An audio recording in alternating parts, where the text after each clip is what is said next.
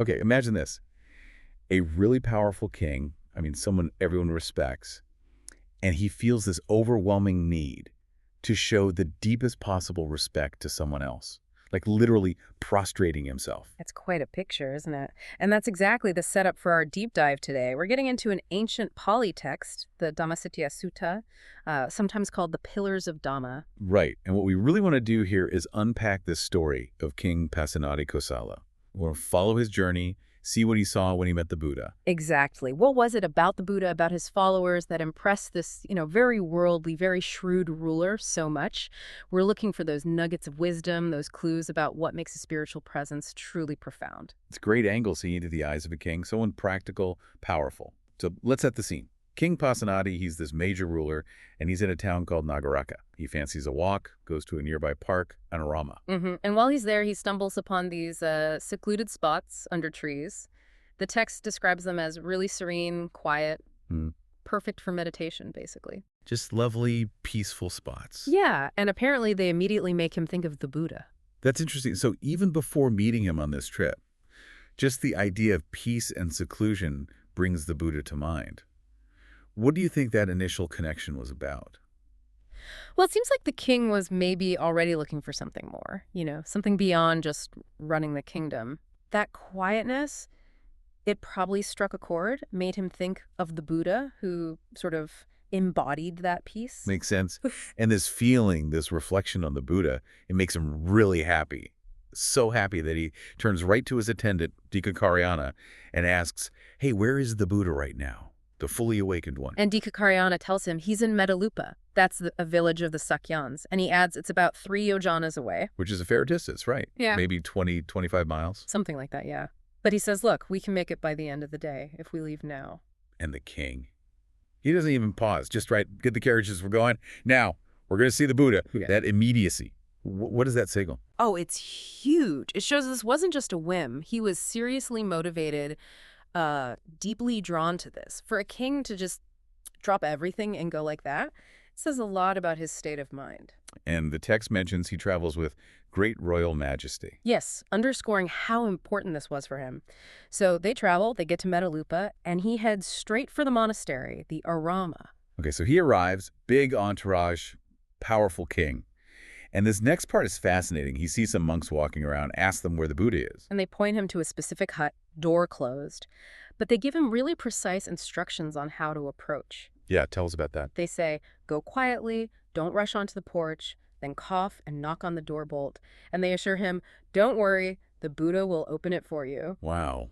Specific instructions, even for a king. What's the significance of how he has to approach? Well, it immediately sets a different tone, doesn't it? This isn't a royal audience. It's about humility, about respecting the space, the person. It signals that status, worldly power, well, it doesn't quite apply here in the same way. And the king gets it. Because what does he do next?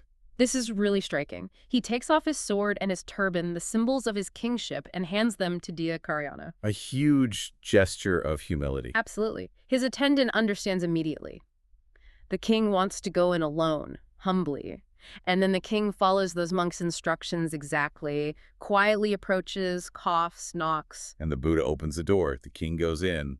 And then comes this moment of just incredible reverence. He bows down completely, prostrates himself. He kisses the Buddha's feet, massages them, and only then does he say who he is.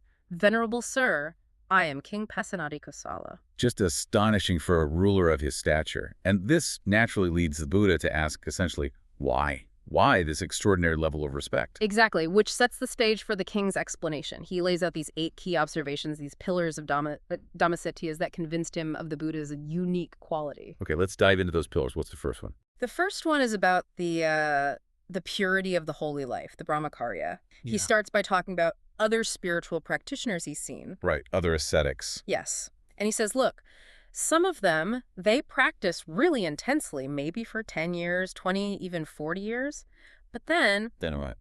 Then they kind of go back to enjoying worldly pleasures. He describes them, well-bathed, well-anointed, hair-trimmed, enjoying all the sensual things. So it's like a temporary phase for them. But the Buddha's monks? That's the contrast. He says, with the Buddha's monks, he sees them living this holy life completely purely right to the very end of their lives. He says, "Venerable sir, I don't see such a complete and pure holy life anywhere else. That lifelong consistency, that's what hits him." That's powerful. It's not just a phase, it's a total lifelong commitment.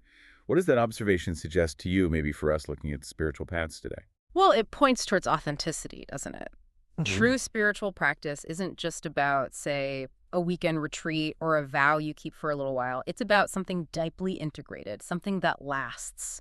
That endurance is the sign of something real. Yeah, that makes a lot of sense. Yeah. Okay, pillar number 2. Number 2 is the harmony within the community, the Sangha. This one is really striking, too. He looks around the world, and what does he see? Conflict. Everywhere. He says kings argue with kings, warriors with warriors, Brahmins with Brahmins, regular folks with regular folks. Even within families, mothers and sons, fathers and sons, brothers and sisters, friends, there's quarreling. It's just constant friction. Sounds familiar, unfortunately. Right. But then he looks at the Buddhist monks, and he sees them living together in, well, perfect harmony. They speak agreeably, they're friendly. He uses that beautiful phrase, they blend like milk and water, and they look at each other with loving eyes. Like milk and water. Such a lovely way to put it. Complete unity. Total unity. He says he's never seen any other group, any assembly that gets along like that. It's not just putting up with each other, it's genuine concord.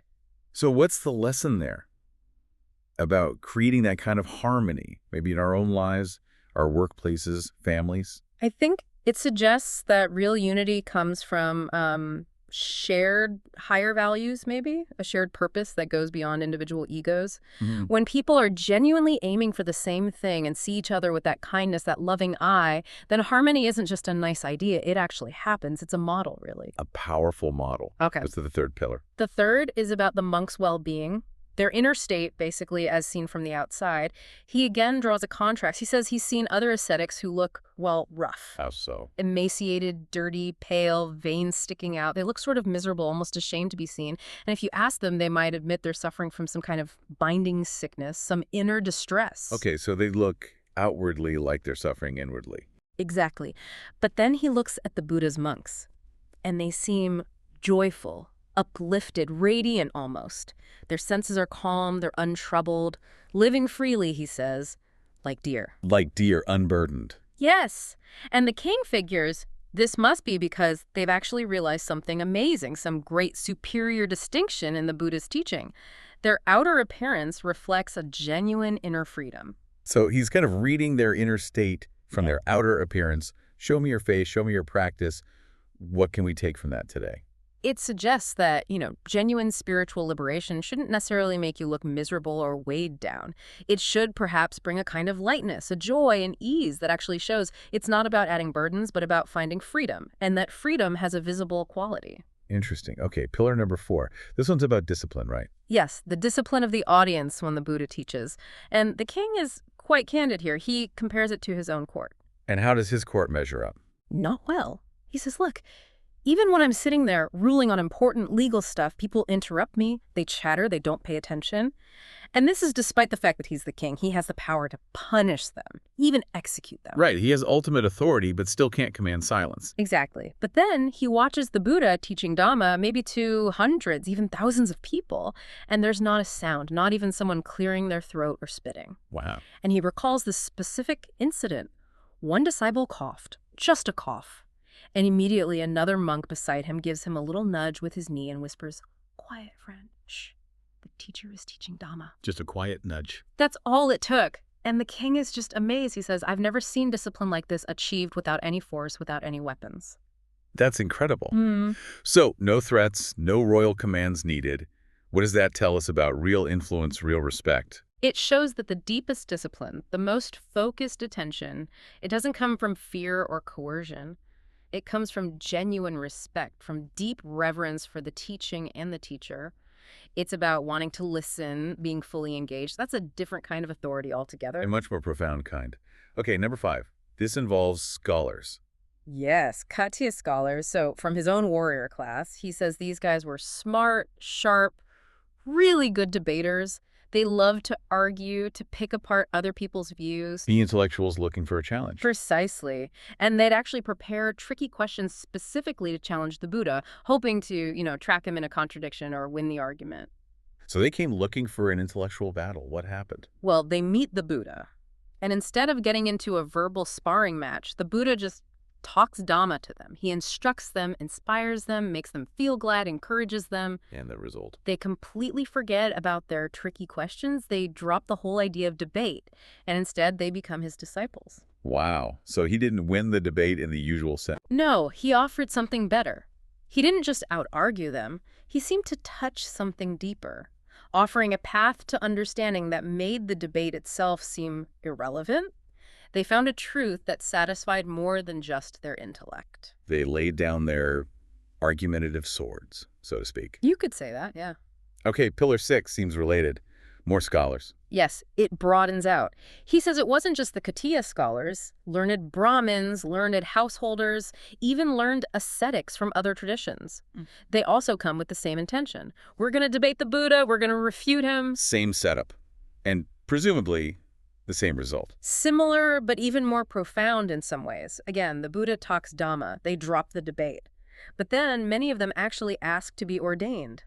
They leave their homes, their previous lives, and become monks under him. They don't just become followers. They fully commit to the monastic path. Yes.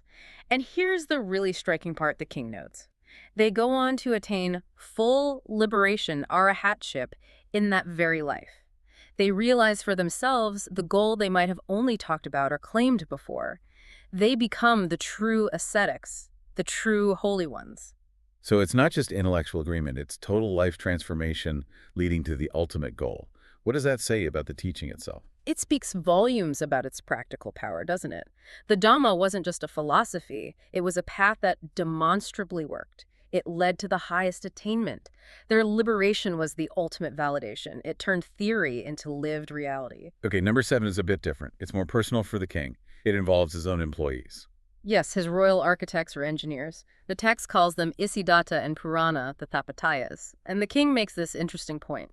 These men rely on him for everything, their salary, their transport, their status, their honor. They owe their livelihood to the king. Entirely. Yet he observes they show more reverence, more respect to the Buddha than they do to him, their king and employer. How does he know this? Does he give an example? He does, a very specific one. He says during a military campaign, they were all staying in cramped quarters together. And he noticed these architects spent most of the night talking about Dhamma, just discussing the teachings. Okay. But then when it was time to sleep, he saw them lie down with their heads pointing towards where the Buddha was staying in Metalupa and their feet pointing towards the king. Wow. Feet towards the king, head towards the Buddha. That's unsubtle. Extremely unsubtle. And it hits the king hard. He realizes, okay, even these guys who depend on me for everything see something far more important, some great superior distinction in the Buddha and his teaching. It showed him where their ultimate allegiance lay. That's such a powerful image. Right. What does it reveal about the nature of the Buddha's influence compared to raw political or economic power? It shows that true spiritual authority can inspire a loyalty and reverence that transcends worldly dependencies. Their respect for the Buddha wasn't based on material gain or fear, it was based on perceived wisdom and the path to liberation. It shows the depth of the Buddha's impact, right down to the choices people make about which way to point their head when they sleep. Incredible. Okay, finally, the 8th pillar. This one seems simpler. It is, in a way, but still significant for the king. He points out some shared characteristics. He says, look, the Buddha and I were both Katiyas, same warrior caste, we're both from Kosala, same region, and, he adds, we're both 80 years old. Shared background, shared edge. Right. And the king basically says, because of all this common ground, he feels it's fitting, it's appropriate for him to show this immense respect and friendship to the Buddha. It's like recognizing a peer, not just in age or status, but implicitly, a peer in significance, which then justifies his deep reverence. So he's listed all these profound reasons, these pillars. He's made his case for why he shows such respect. Exactly. Having explained himself fully, he then asks the Buddha for leave, saying, I'm very busy, many duties, standard royal protocol. And after the king leaves, what does the Buddha say to the monks? This is important. The Buddha turns to the monks and tells them basically, listen up, remember what the king said. Learn these pillars of Dhamma, these Dhammacetiyas, master them, keep them in mind. So the Buddha himself endorses the king's observations. Yes, he validates them. He says these points the king made are beneficial. They're fundamental to the holy life. It tells the monks, this isn't just one man's opinion.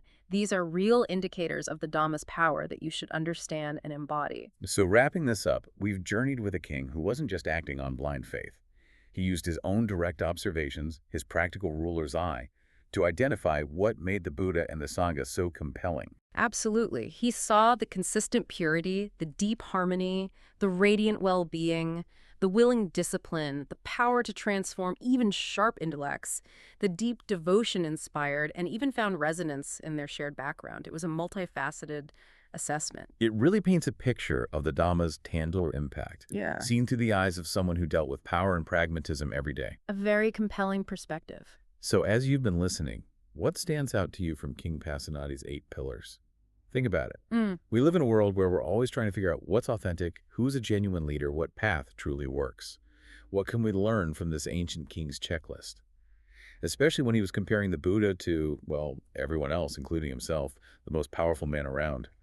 How might these pillars, harmony, well-being, discipline born of respect, transformation, still help us discern today what really leads towards a better, wiser, more peaceful way of being?